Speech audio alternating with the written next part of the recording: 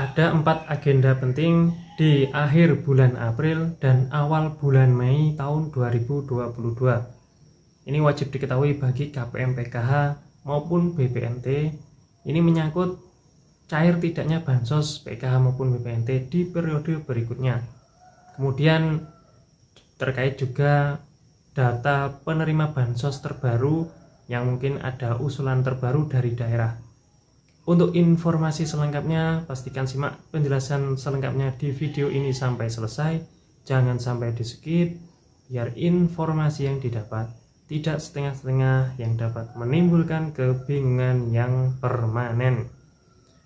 Silakan simak informasi selengkapnya setelah intro berikut ini.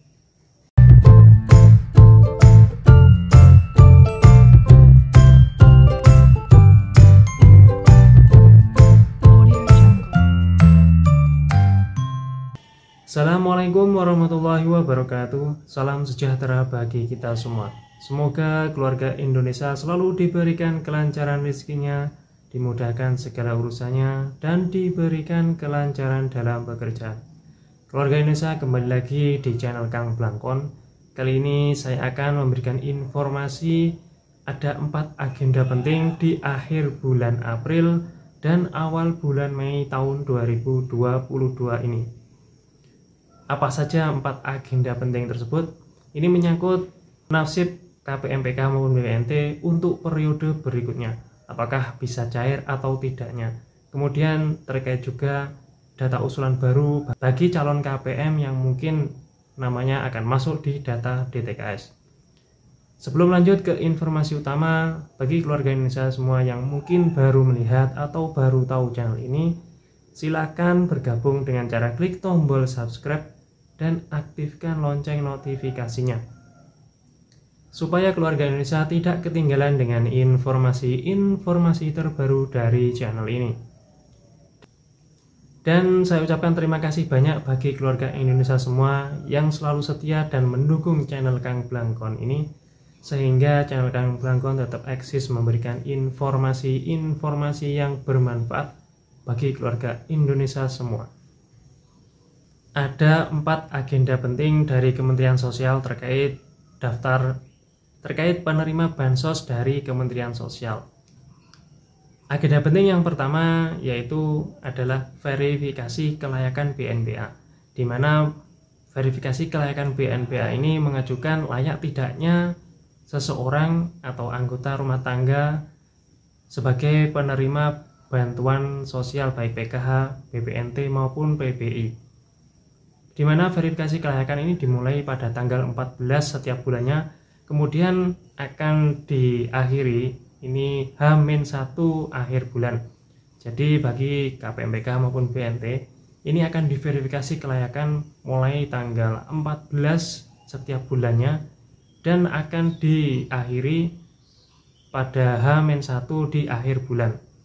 Kemudian agenda yang kedua yaitu usulan data calon penerima bansos atau calon KPM yang masuk di data DTKS, di mana pengajuan import usulan bansos baik yang berasal dari DTKS maupun non DTKS, di mana pada kegiatan ini untuk pengusulan ini dilakukan setiap saat sampai dengan H-5 akhir bulan.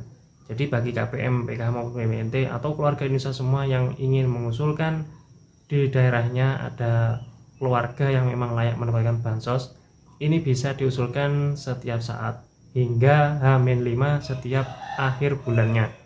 Kemudian untuk pengesahan ini sampai dengan H-1 akhir bulan, tentu ini harus disertai dengan tanda tangan kepala daerah atau sekretaris daerah atas nama kepala daerah.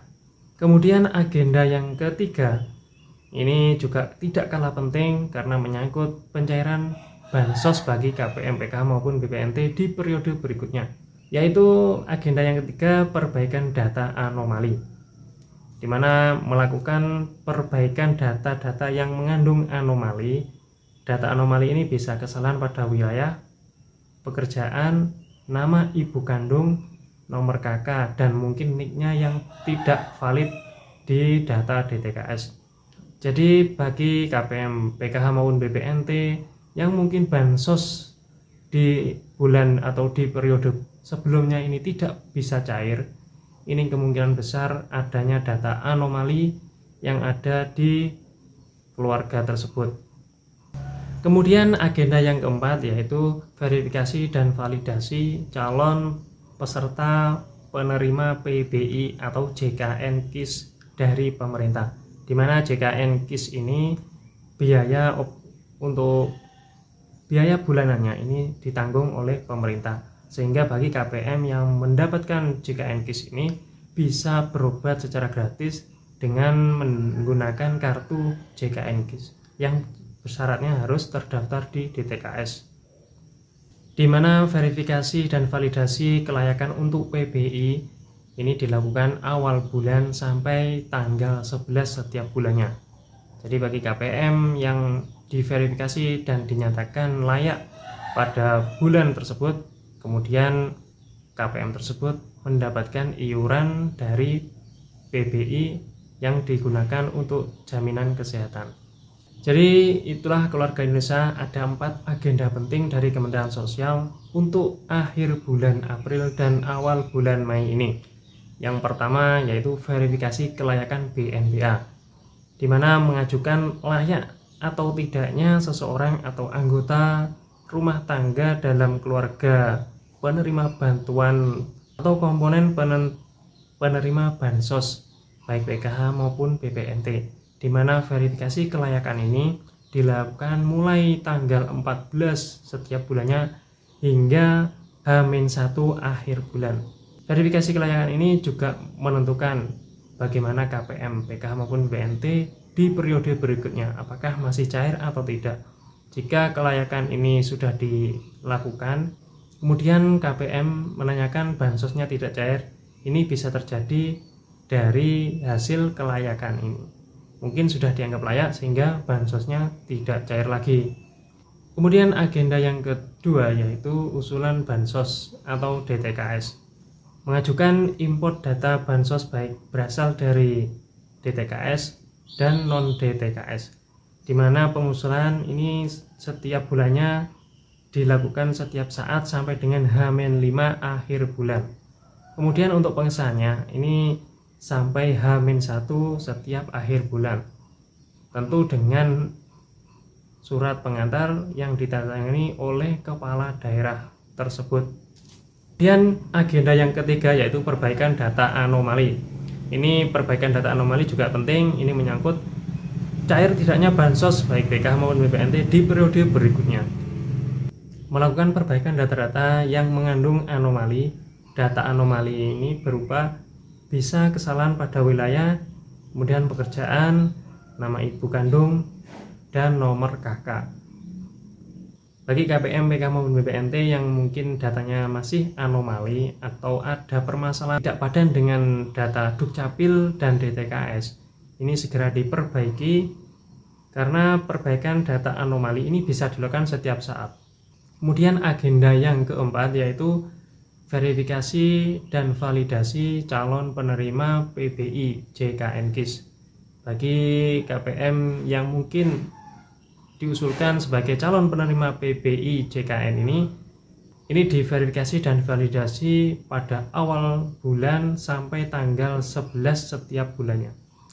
Itulah 4 agenda penting dari Kementerian Sosial bagi KPM, PKH maupun BPNT, baik calon penerima bansos dari Kementerian Sosial.